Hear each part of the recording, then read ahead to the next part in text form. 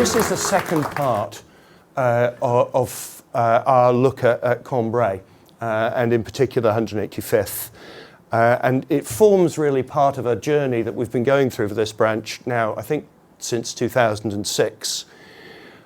My name is Fraser Skirrow. I'm a battalion historian, so the very lowest levels of military history. My background is my family are all from Wharfdale, and I was a territorial. So my life's work being persuading people that West Yorkshire territorials won the war is probably not that much of a surprise to you. And here is our latest step on the journey at Cambrai. So what are we going to do? Take you back very briefly to the 20th of November 1917, one of the most successful attacks of the war. 185th Brigade, absolutely the sharp end of it. German forces really struggle, but within the next few days, things start to go wrong. And the promise of that first day is never really realised. So the aim of this part is to build on the successes of the first day and say, okay, so what actually happened? Why does this in the next couple of days not go as well as really it should have done? So what we'll do over the next 50 minutes or so is take a little recap on what happened on the 20th. Then we'll go to the battlefield, where we will discover that the Royal Flying Corps, while it takes beautiful photographs, tends to take them about 500 yards left or right of where you actually need them, and everything happens on the fold of the map. We'll then take a look at what took place on the night of the 20th, 21st, and then on the 21st, 22nd, see what we can learn from it. So, this is the overall battle plan for Cambrai. 6 divisions, and 62nd Division is tasked to take both the village of Havrincourt and to go on up the left-hand side of Bourlon Wood. And on paper, actually, this makes it look a lot more structured and reasonable than the actual plan, because there's a big difference of opinion about why this is being done. Some people think it's a raid. Some people think it's a genuine attack to break through and take Cambrai. And it's not often that strategic disagreements actually impact what happens literally operationally in the front line. But this is one of the occasions where this difference of opinion is really going to give us problems. However, just as a recap, day 1, 20th of November, 0620. Here is the fortress village of Havrincourt, and here are the positions of the 1st and 2nd Battalions, 84th Infantry Regiment of the German Army. No preliminary barrage, or only a few moments, and you will recall that what happened was that following and then overtaking its tanks, the Coily on the left-hand side goes up the left-hand side of the village and totally smashes the Lair Infantry Regiment that is supposed to be defending that side. On the right, the 2nd 6th gets bogged down in the wire and takes terrible casualties, supported on the day by A Company of the 2nd 5th. They get badly gummed down. But off to the right, that's 1-to-1 scale, one picture of a tank per tank. The largest armoured thrust in history goes straight through 7, 8 and 9 companies of the 84th Infantry Regiment and smashes them completely. And within half an hour, units of the 2nd 5th, 2nd 8th and 2nd 7th have pushed through the gap, are on up to the other side of Havrincourt, and are on beyond that to their initial objectives. There's never been a breakthrough like this. A fantastic result within a few hours. That's the background. Let's look at the ground. So, this is Havrincourt. Havrincourt Wood and Chateau, where the 2nd 6th take that position eventually. It is 187th Brigade that make their way up this side of the village. 2nd 8th and 2nd 7th come up this side, and over here is Flesquières, where the 51st Division is so badly held up. 2nd 5th and 2nd 7th then go out into this area here, and they reach their objectives about here. The final objective of the 2nd 5th is now a motorway service station, which is convenient for viewing the battlefield, but lacks romance in the photographs, really. And up here, we have the rather sinister shape of Bourlon Wood. Tiny village of Hainaut, actually on the Cambrai Bapaume Road, slightly larger village of Havrincourt just south of it, and of particular note, what's called the factory, exactly on the road. And of course, we will be interested in this part here on the right of it, and the part the flying corps didn't take a picture of on the left. So that's the overall ground.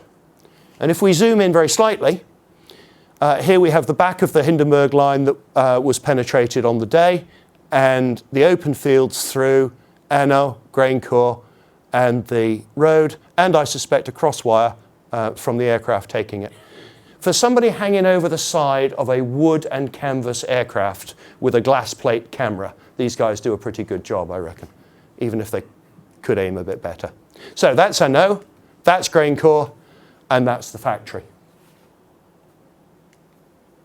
Moving a little bit closer, that's Hainaut, and this starts to give you some feel for the ground inside Bourlon as well. It's very dense, it's very ditched, it's very hard terrain to fight in. But over here, you've got a series of sunken roads and basically open ground. As you can see, this is not the Somme, this is not pockmarked with artillery, it's actually fairly easy ground to move over, but very, very little cover. That sunken road will be important to us as we go forward. So let's put it all on the map. Here we have Havrincourt, sunken road. So from a German perspective, we also have two important places. This is the top of the Hindenburg support line next to the town of Mervre. That is the Canal du Nord. Now, there isn't any water in the Canal du Nord, but it remains about 30 feet deep with mounds on either side of it. So it's a significant obstacle, and they hadn't finished building it, so a lot of the bridges aren't there. The wood on the right. These are communication trenches and support positions, particularly around this place, which is called E17 Central. And that has a commanding position over the ground and will be very important as we go forward. All happy with the ground? Okay. So let's go to the evening of the 20th and 21st. The breakthrough on the day of the 20th comes as a total surprise to the Germans. And that's not just us congratulating ourselves. The German records say, we had no idea this was coming. We thought there was going to be some stuff with tanks, but we never expected so many. And particularly, we believed that there couldn't be a major attack because there was no bombardment. And you can't go through the Hindenburg line without a huge bombardment. So fundamentally, we were safe. So when it all happens, on the afternoon of the 20th, we have in the German records this almost comic scene where the brigadier in charge of this sector and his staff all have to get on their horses and gallop up to near Bourlon. But it's described as though it was an amateur steeplechase with bits flapping and people falling off. And they get up to that ridgeline and they discover there's just nothing in the way. There are no German units at all between the British and the Brigadier. So this is clearly a very serious situation. And where the Germans are, so from here on in, if it's red, it's from the German records. If it's blue, it's from our records. The situation as described by the Brigadier is here. If the enemy continues the tank battle before more artillery arrives, an expansion of the break-in, and therefore possibly a real breakthrough, will hardly be preventable.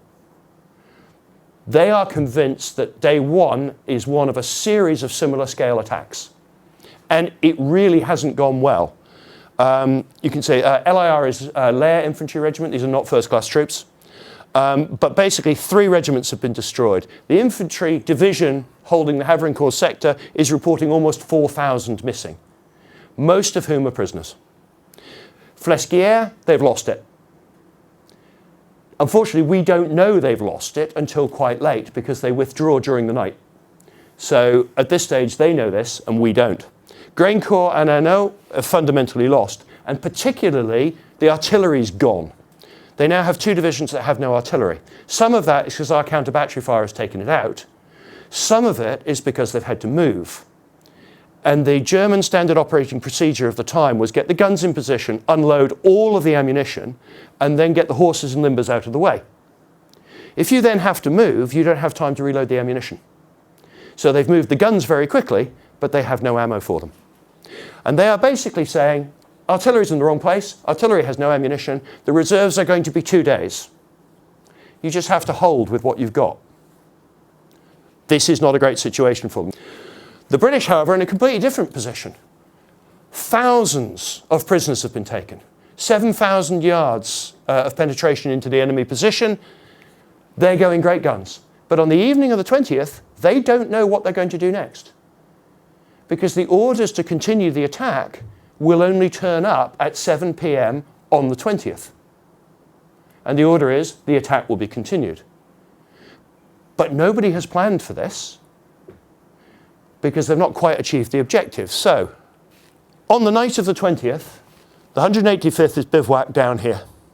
And the Germans are desperately trying to put a defensive line across the top of the Hindenburg line through E17 Central and down to Hanau. German morale is very poor. And it's those troops that then have to take a hit from a further British brigade. The 186 comes through and starts to drive up the edge of Bourlon and to drive up the Hindenburg line. On the day of the 21st, the 186th Brigade will drive up that hill with tanks. The Germans have managed to push their 77th into it. And to fix the gap between Mervre and Hanau. Those units will fight all day on the 21st. They're in contact for 6 hours. They will have no supply of food, water, or ammunition during that period. The only thing that saves them on that day of the 21st is the machine gun corps of 3rd 77th under a Lieutenant Brücke. Lieutenant Brücke's unit fires 35,000 rounds down the hill. And they are actually out of ammunition in the last hours of that battle, and only having men grabbing bundles of ammunition and running it to the guns from Bourlon, another 10,000 rounds come up. Just before those 10,000 rounds arrive, the tanks have broken through on the left of the position, they've broken through on the right of the position, and the infantry are coming up. Behind the 77th, there is nothing. There's a regimental HQ with clerks and cooks. The 186th are inches from victory on the 21st. But that 10,000 rounds allows 3rd Machine Gun Company to sweep the infantry off the back of the tanks and away from them. And the tanks then stop, and they can't get through the breakthrough. But on the night of the 21st, the Germans are terrified that this is just going to happen again. Now, in fact, the 186 is very badly damaged and pulls out. And once again, our own 185th is pushed forward into the attack. So, on the night of the 21st, let's now get down into detail. Our records on the left.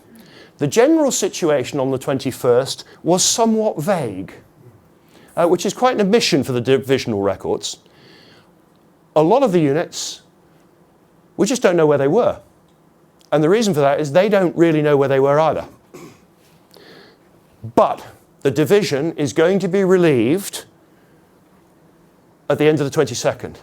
Their original objective was Bourlon, and they decide they will take it again. So this is the 20th, 21st, this is the Battle of the 22nd. This is the next time a series of improvised orders have been put together in order to drive the battalions up that hill. The Germans have a very similar problem, and the Captain Strutz was actually there, and he describes a somewhat colourfully composed infantry line maintained the front from Mervre to Hanau, and we'll see what he means by that in a second. But I think the key thing that they've drawn from the situation is this quotation. The enemy was surprised by the extraordinary success of the surprise attack and was very cautious in follow-up. This hesitancy was used to push all available troops forward. So they were watching, and they couldn't believe that we weren't coming on stronger. But they were going to make the best of that. It's interesting, however, that both units are seriously confused about what's going on. So, night of the 21st, 185th moves forward. 2nd, 7th are in this rather fetching lime green, and they take positions from Havrincourt up through Arnaud and into the wood. The 2nd, 8th takes its position as the factory and guards the right flank with Bourlon Wood still in enemy hands here. The 2nd, 7th and the 2nd, 8th are both commanded by colonels called Colonel James. They are known as James the 7th and James the 8th. Not me, that's what they said. So we'll carry on with that. The 2nd, 5th has moved up its positions to Havrincourt and is in support here. The left-hand flank, as you can see, is wide open at the moment. And that is for the 2nd, 6th. But their orders don't arrive until 11 o'clock at night, and their guides are late. So they have to navigate their way up the Hindenburg line in the dark, at night, with no guides. So it takes them a while to get there. The Germans, however, have got their colourfully composed line. So they've got a layer regiment holding Mervre, and then they have 12, 10, 11 and 9 companies of the 77th stretched across that gap. They've taken a battering. They've also added in units of the 50th, which had no reason to be there but just happened to be passing and were grabbed and thrown into the line. And the woods are infested with a reserve regiment, the 52nd, and the 175th. They're in the woods at the moment. So finally, the 2nd, 6th managed to get into position, and you can see how close they now are. They end up trying to take position 50 yards away from the German lines. And finally, to complete the picture, C Company of the 2nd, 5th is sent all the way along the road, all the way along the sunken lane, and placed right at the top of that, only to discover they are right underneath the guns of the 3rd Machine Gun Company. Now, you will have noticed one problem. Right in the middle of this position is nothing. Now, the Germans have also noticed this problem, so let's go to their patrol reports. They have a number of observations. Okay. So they put patrols out southwards in the night. And a patrol, actually, of 77, we don't know which company, makes its way the whole way to the outskirts of Havrincourt and doesn't meet any British soldiers at all. Another patrol of the 1st 75th gets through the line and gets to a position just by the factory where they engage in hand-to-hand fighting. So this is going on actually in front of James VIII's headquarters. What we do know also is that the 2nd, 5th had become very alarmed about this gap. So they had sent a patrol of 1 officer and 2 men out from their headquarters to find out if there were any troops in this gap and to link up with C Company. It looks like they bumped into the patrol of the 175th, and so Lieutenant Norman George Airy, Private Isles, and 1 other man were probably killed by a patrol action near the factory at about 2 o'clock that morning. The 2nd, 6th is also not at all happy because now they are facing this way, and they've got contact happening back on their far right. So Colonel Hoare realizes that he has got a significant problem because he can't find anyone. And he says, this is shortly after 1 o'clock in the morning, "I could not find trace of any touch to the right. I went out myself about 500 yards and sent out patrols beyond me. On reaching the northern extremity of my line, I found that the same situation existed. The sentries had no idea at all as to the direction of the front. Finding myself in a salient of 1 trench in width and 800 yards in depth, with 200 men, I stood the whole garrison to arms and manned both sides of the trench." Now, on the day before, the 2nd, 6th had lost 7 officers and 150 men. and he reports only having 200 rifles in the field. So he is in a very difficult position indeed. And when dawn comes, just how difficult his position is starts to be revealed to him. During the night, Colonel James had gathered up D Company of the 2nd 5th and told them to advance into this gap. But when dawn came, he discovered that that company had not moved. So he went back and he gathered up B Company and tried to push them into the gap. He had also gathered up a couple of companies of Yorks and Lancs and put them in front of his position to block the bottom of the gap. But in the end, this is still wide open. And at first light, 77th Infantry Regiment and its assorted friends that it's gathered start to come down the hill. So Colonel James at the factory has now got two different battles going on. He's got a fight on his right, and he's got a fight on his left, and he's got absolutely nothing going on in the middle. So he's very vulnerable. On the right, C Company has been attacked during the night from the woods, probably 175th again. It's also seen patrols going back past it and around it, which it has attacked with Lewis guns. But when day arrives, it is subject to a significant artillery barrage, we are told. Now, the artillery barrage actually wasn't as bad as it might have been, because all of these units have been put together as a scratch regiment called Regiment Weinleg. Poor Oberst Weinleg has been told to hold this sector, and he has 4 artillery units to do that, all of which come from separate divisions and none of which have a great deal of ammunition. So he's trying basically to put a protective barrage down, but it's not particularly working well. However, he has the Air Force. So there is machine gun fire going into this line, there is a certain amount of shelling going into this line, and the German Air Force arrives with fighter bombers. Interestingly, Colonel James reports that they were attacked by German aircraft with British markings. Now, there's a couple of explanations for that. One is, man knows his trade, he can tell an aircraft. The other is, at least one aircraft is reported shot down. Now, infantry, any ex-infantrymen in the room? Okay, so you know, if it flies, we fire at it. Because by the time it's close enough that we can read it, we've probably got a problem. So there is a chance that we did shoot down one of their aircraft. There's also a good chance we shot down one of our aircraft. And there's also a good chance that this aircraft with British markings that was attacking Colonel James was actually one of our own aircraft who'd got himself badly out of line, and when we shot at him, he shot back. So to say that there is a certain amount of confusion on the right would be a considerable understatement. Now, on the left, let's see.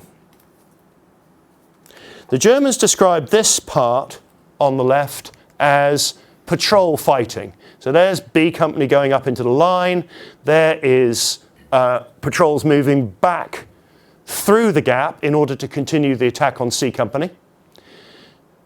And on the left, A Company is moved up in the hope of guarding the flank, because in this gap here between the canal and Colonel Hoare of the 2nd 6th, there isn't anything.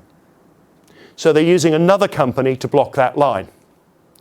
And now the Yorks and Lancs are going to try and go up that hill and fill the gap. Hopefully to reinforce C Company, but it's not going to happen. They're going to get about that far, and then they are going to have to dig in, because as they get closer to E17 Central, the machine gun fire becomes so fierce that they simply cannot move forward. And they would rather dig in front of the machine gun fire than they would continue to go on. They try and flank the position. They try and drive another company of Yorks and Lancs up the sunken road so that it can move across. But that's as far as it gets, and still it then just has to dig in. The barrage continues to fall, and as more ammunition arrives, the barrage continues to intensify. And the Lair Regiment is now bombing down its trenches. So there seem to be German patrols here, we're not sure where from. They're firing into one side. They're bombing down the trenches is happening, and these positions here at E17 Central can see into this trench system very easily and are continuing to pressurise it. Colonel Hoare states that these engagements are taking place at a distance of less than 50 yards. Now, 3rd Machine Gun Corps, this then starts to happen. The 2nd 6th breaks completely and retreats the whole way down the Hindenburg line system to the road. The Germans move into the gap and intensify their attacks on the remaining Yorks and Lanks companies up there. A company, 2nd 5th, also breaks and retreats beyond the road. Now, 2 officers of the 2nd 6th manage to rally them and get them into a position just north of the road, but effectively the whole of the left flank is now open. More Yorks and Lanks companies arrive, but they'll have to be fed in piecemeal. So why does the 2nd 6th retreat? Well, here's Bourlon Wood, and this is the trench system that they are supposed to be defending. And E17 Central is here, about 500 yards away. The range of one of their belt-fed machine guns, these are MG08s, on the big tripods is about 1,500 metres accurately. So this can be completely pasted by machine gun fire. And we know that it was because we have an eyewitness account. Just in here is Private Billy Kirkby of the 2nd 6th. Now, this unit, by this stage, it lost 7 officers on the 20th. By the end of the 22nd, it will have lost a total of 21 officers. Now, you have 16 company officers, so it's lost every combat officer and a number of others. Private Billy Kirkby. So deadly was it, the machine gun fire, in both accuracy and volume, that we lost man after man as we endeavoured to locate something to shoot at. The Germans, in their position of advantage above and around us, maintained their devilish machine gun fire, sweeping the top of this ghastly trench with an unending hail of bullets, while we kept up our rifle fire, though rapidly running out of ammunition.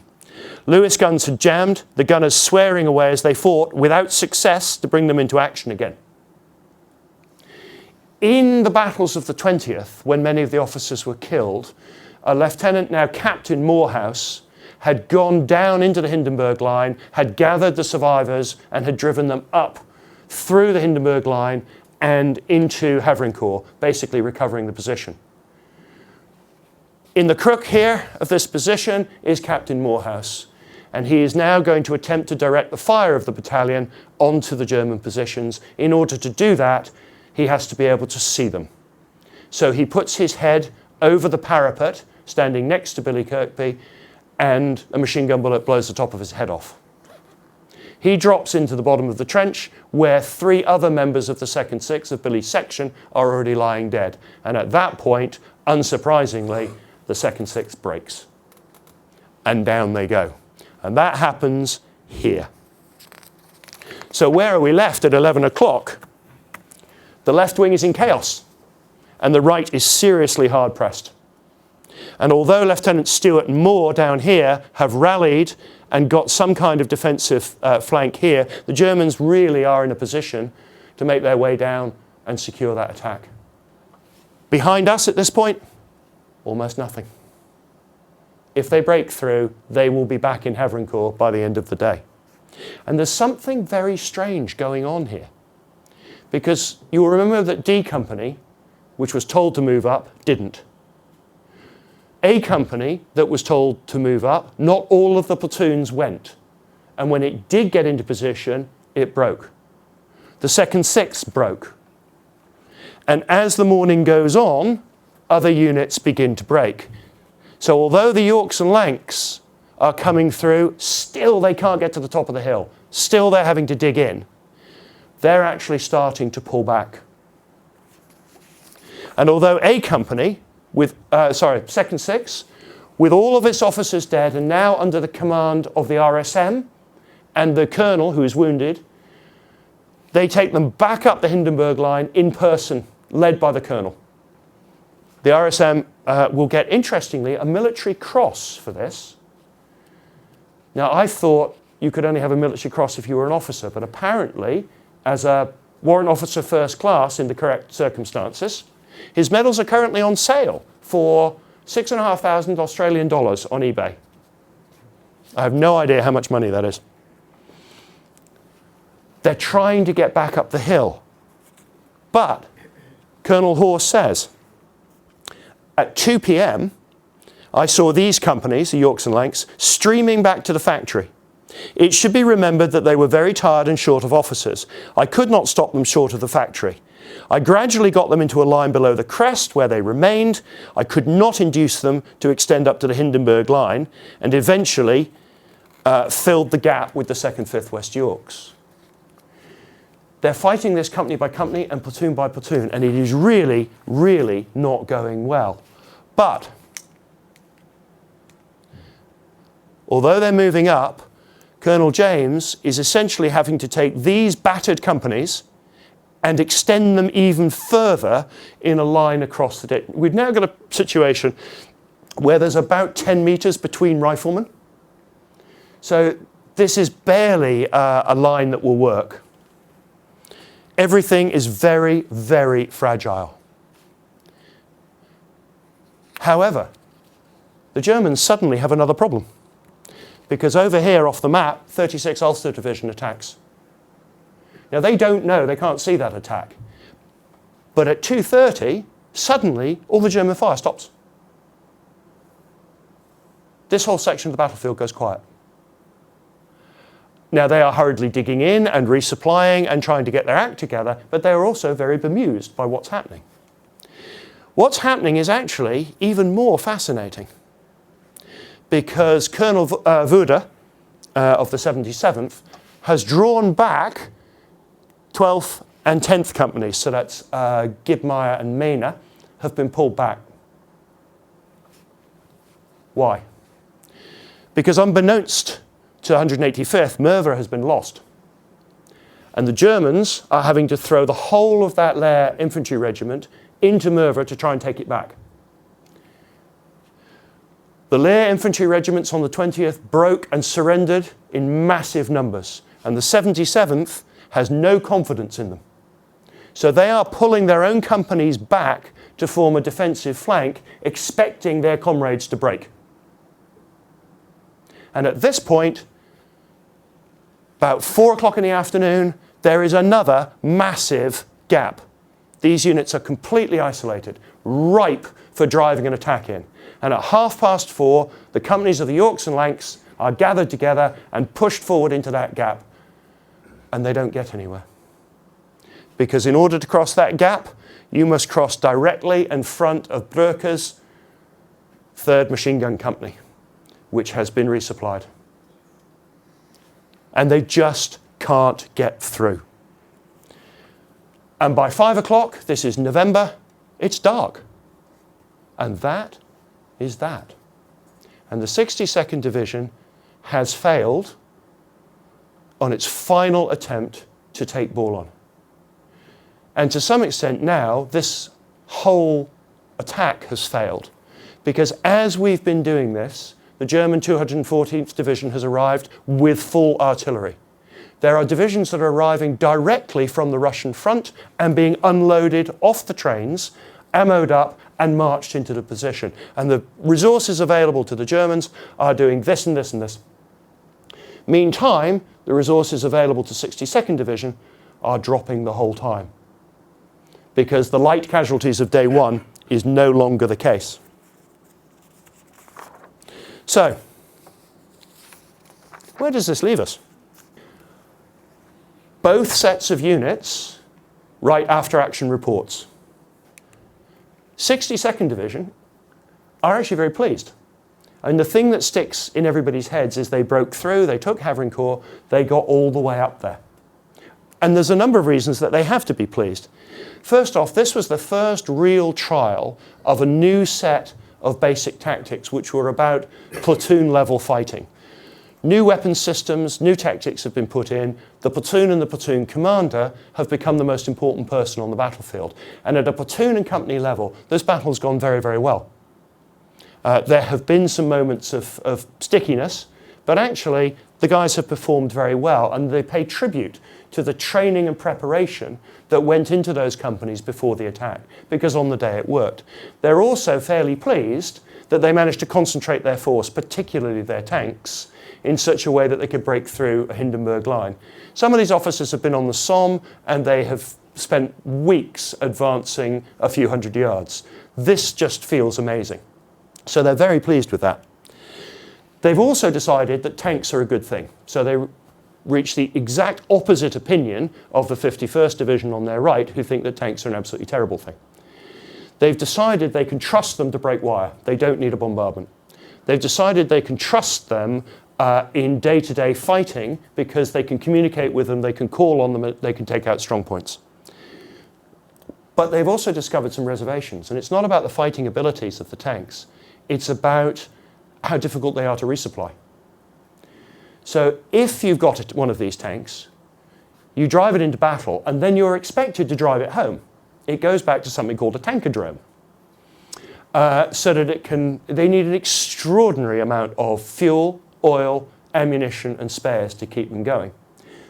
Every time they drive 200 yards, the chance of them breaking down goes higher. So the tanks have had to come off the battlefield, be resupplied, and return onto the battlefield. The tanks don't operate very well at night. The tanks do not operate well in fighting in built-up areas. They put them into anneaux to discover that the roads are not wide enough for the tanks, and the sponsons on the sides of the tanks get jammed.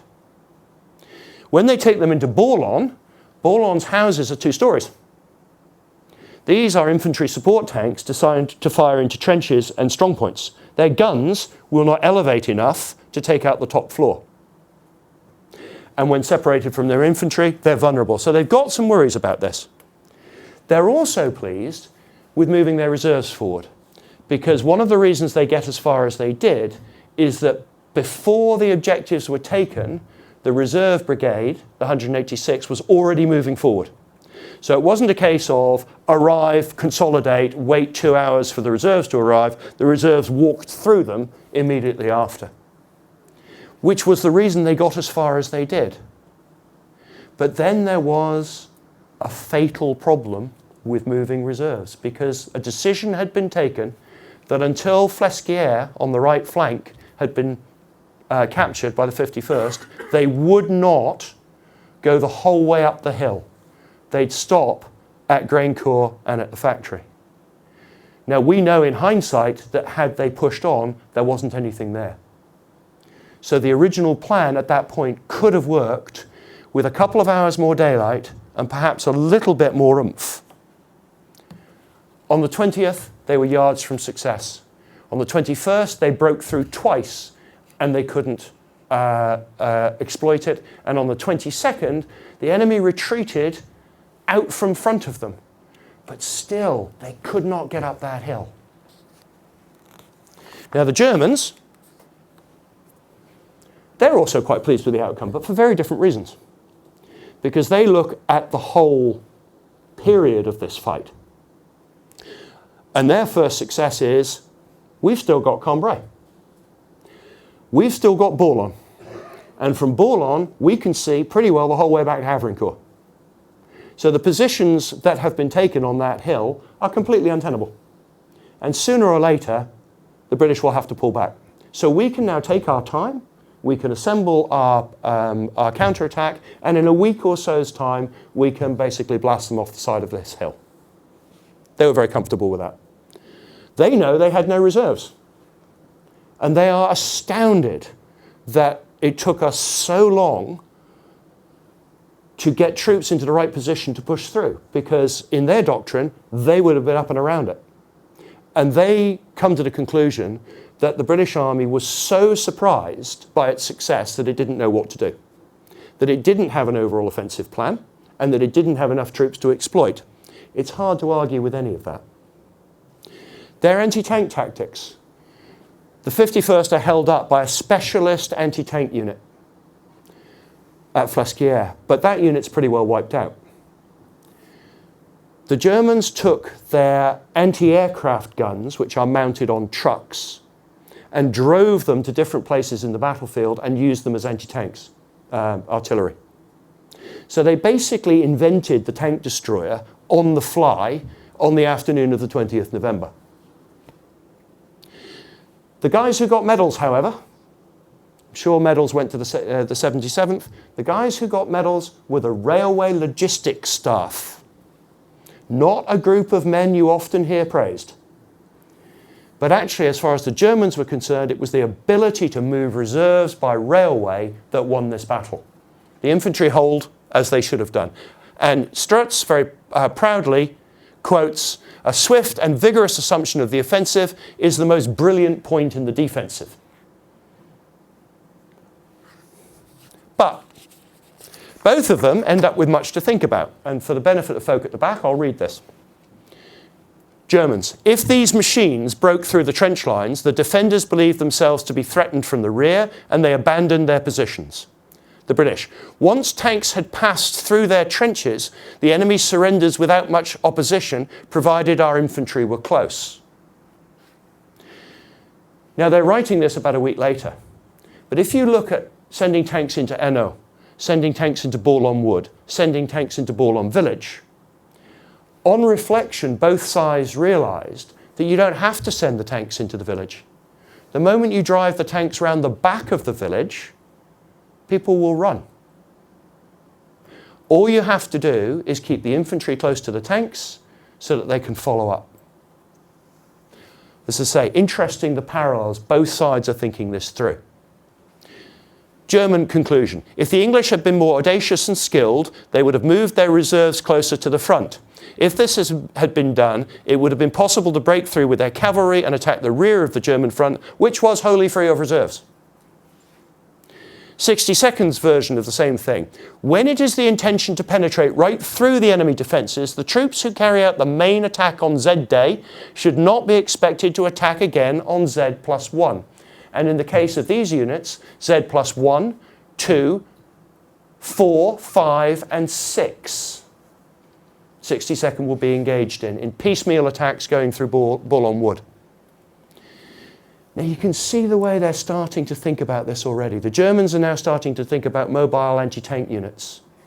The British are starting to say to themselves, what if we had tanks that were as fast as the cavalry? What if we had tanks that could resupply other tanks? What if we had tanks that had artillery on the top? All of those later developments, you can see them starting to churn through this. Now the Germans, they're really not sure about this tank thing. Von der Maritz, who was there: "I do not regard these things in their current form as battle-worthy. Of 300 which attacked us, 75 are knocked out within our lines and 30 to our front." This photograph is from the regimental history of 77th Infantry Regiment. And the view from their position in that line of Bourlon is it's a tank graveyard. They're all over the place. The Germans will take over 100 tank carcasses away with them. However, top command, they're starting to think this through. Wherever the ground offers suitable going for tanks, surprise attacks like this may be expected. There can be no more mention, therefore, of quiet fronts. They have to redesign their approach to defence in order to be able to move fast enough to counter tank attacks. And they have no idea where those tank attacks are coming from.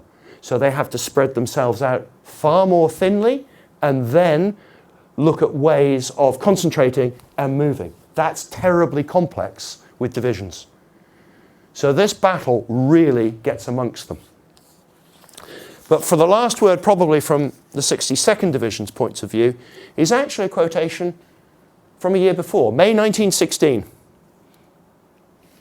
This is Fourth Army doctrine. "Under existing conditions, only one definite offensive blow can be expected from one body of infantry in one operation. There is a limit to human endurance in battle, and once that limit is reached, the reaction is severe." And I think what we have seen played out over this 36-hour period is precisely this. And the reason that D Company, Captain Robinson, don't go up the hill, the reason that 2nd, 6th break, is this is just too much to ask of a single fighting unit. It will be interesting to see how these lessons were learned and taken on board when Havrincourt is attacked again by the same units in 1918. Ladies and gentlemen, thank you.